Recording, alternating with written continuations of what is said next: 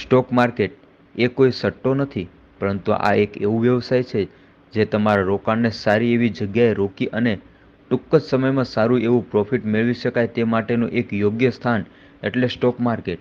Stock market, જેને આપણે જાણીએ છીએ કે એક સટ્ટાનું બજાર તરીકે પણ લોકો ઓળખતા હોય છે, અને આવી જ લોકોમાં માન્યતા છે, જેનું કારણ માત્ર લોકોની અજ્ઞાનતા છે. જેને કારણોસર આમાંથી થતા લોસને તે લોકો સટ્ટો તરીકે જાહેર કરે છે, અને જે કારણોસર તે લાખો અને હજારો રૂપિયા નોલેજ વગર અને ગમે તે શેરમાં રોકી દેતા હોય છે, જેને લઈને તેમને નુકસાન થતું હોય છે.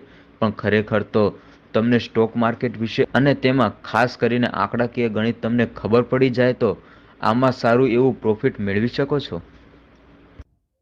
મારું નામ અજય ઠુંબર છે. એઝ અ ડિરેક્ટર અને ફાઉન્ડર સ્ટોક સબમાં અમારું કામ ચાલે છે. ખાસ તો અત્યારે સ્ટોક માર્કેટમાં બહુ બધા લોકો અત્યારે આમ એમ વિચારતા હોય છે કે આ કઈ રીતનું હશે, એક પ્રકારનો સટ્ટો છે. હકીકતમાં એવું નથી. અમે લોકોને જણાવવા માંગીએ છીએ કે સ્ટોક માર્કેટ એક પ્રકારે સારામાં સારો બિઝનેસ ગણી શકાય કે જેની અંદર એક તમે સારું એવું અર્નિંગ કરી શકો છો. અન્ય કોઈ પણ બિઝનેસ જે વળતર તમને નથી આપતું એ બિઝનેસનું વળતર તમને આમાંથી મળી શકે છે.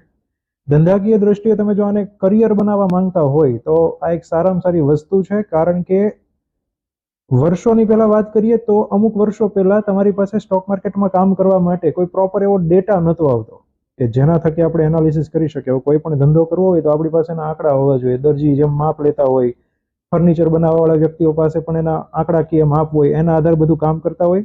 સ્ટોક માર્કેટમાં આવું પહેલા કંઈ હતું નહીં, એટલે લોકો એને એક પ્રકારે સટ્ટાકીય દ્રષ્ટિએ જોવે છે. હકીકતમાં અત્યારે બધો સમય બદલાઈ ગયો છે, બધું ચેન્જ થઈ ગયું છે. લોકો પાસે પૂરતી માહિતી આવી જાય છે અને એના આધારે પોતે ક્યારે શું ખરીદવું, શું વેચવું વગેરે વગેરેનો ખ્યાલ આવીને મળી જાય છે. અમે એઝ અ સ્ટોક સબ અહીંયા લોકોને એ જ શીખવવાનો પ્રયત્ન કરીએ છીએ કે માર્કેટમાં હકીકતે કેવી રીતે કામ કરી શકાય, કેવી રીતે પ્રોફિટ લઈ શકાય. એટલે જો શીખીને કામ કરવામાં આવે તો આમાં તમે તમારું સારામાં સારું ફ્યુચર બનાવી શકો છો. મારું નામ ભાવેશ ગોંડલિયા છે. એબી સ્ટોક સબ સિક્યુરિટીઝ પ્રાઇવેટ લિમિટેડ કંપનીમાં એઝ એ ફાઉન્ડર અને મેનેજિંગ ડિરેક્ટર તરીકે કામ કરી રહ્યો છું. અમારી સંસ્થાનું બ્રાન્ડ નેમ સ્ટોક સબ છે. જે સંસ્થા ખાસ કરીને સ્ટોક માર્કેટની અંદર જે લોકો અવેર નથી એ લોકોને અવેર કરવાનું કામ કરે છે અને કરિયર ડેવલપમેન્ટ કરવામાં સારું એવું મદદરૂપ થાય છે. ખાસ મારે એ વાત લોકોને જરૂર મારે કહેવી છે કે જ્યાં સુધી તમને કોઈ વર્ક આવડતું નથી, જેમ કે મને ફર્નિચર નથી આવડતું, મને ગેરેજનું કામ નથી આવડતું અને હું કરવા જઈશ તો એમાં સાધનો બગડશે, મારી મૂડી એમાં મને લોસમાં જ જશે. તો હાલમાં સમયની અંદર લોકો બેફામ રીતે પોતે સ્ટોક માર્કેટની એપ્લિકેશનો પોતાના ફોનની અંદર ઇન્સ્ટોલ કરી લે છે અને મન ફાવે તેવી જગ્યાએ, મન ફાવે તેવા સેગમેન્ટમાં, જેમ કે વાત કરું તમને તો એમાં આવે ઇન્ટ્રાડે આવે, ફ્યુચર્સ આવે, ઓપ્શન્સ આવે, જેને કોલ પુટ એવા નામથી લોકો ઓળખે છે. એમાં કોઈ પણ ભાવો આપી વસ્તુ ખરીદી લે છે અને પોતાના હજારો રૂપિયાને ઝીરો પણ કરી નાખે છે. અને આવું થવાનું કારણ એમની પાસે અજ્ઞાનતા છે એ પહેલું છે. પણ લોકો અંતે શેર માર્કેટનો વાંક કાઢે છે કે આ તો સટ્ટો છે, કે આ વસ્તુ જુગાર છે, આમાં પૈસાઓ તો ઝીરો થઈ જાય. પણ સ્ટોક માર્કેટની અંદર હજારો રસ્તાઓ છે કામ કરવાના, જેની અંદર તમે ઇન્વેસ્ટમેન્ટ પણ કરી શકો છો અને ટ્રેડિંગ પણ કરી શકો છો. જો હું તમને ઇન્વેસ્ટમેન્ટનું એક ઉદાહરણ આપું તો લોકો દર મહિને 1,000 રૂપિયા બચાવી અને સ્ટોક માર્કેટની અંદર કામ કરવાવાળો એક સેક્શન છે જેમનું નામ છે SIP.